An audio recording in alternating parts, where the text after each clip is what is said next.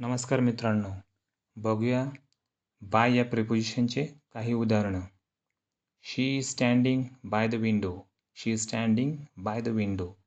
ती खिडकीच्या जवळ उभी आहे. Second example, we go to school by bus. We go to school by bus. आम्ही बसने शाळेत जातो.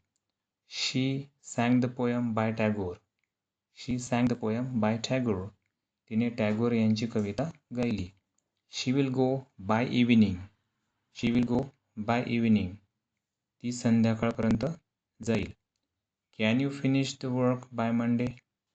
Can you finish the work by Monday.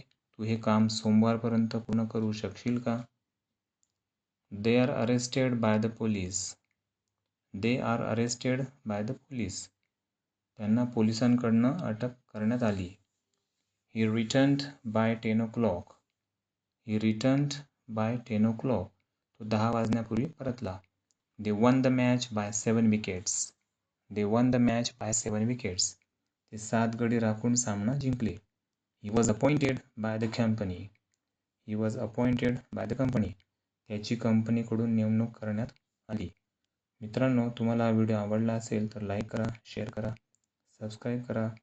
स्वतः मात्र नियमित भरपूर सराव करायला अजिबात विसरू नका. थँक्यू.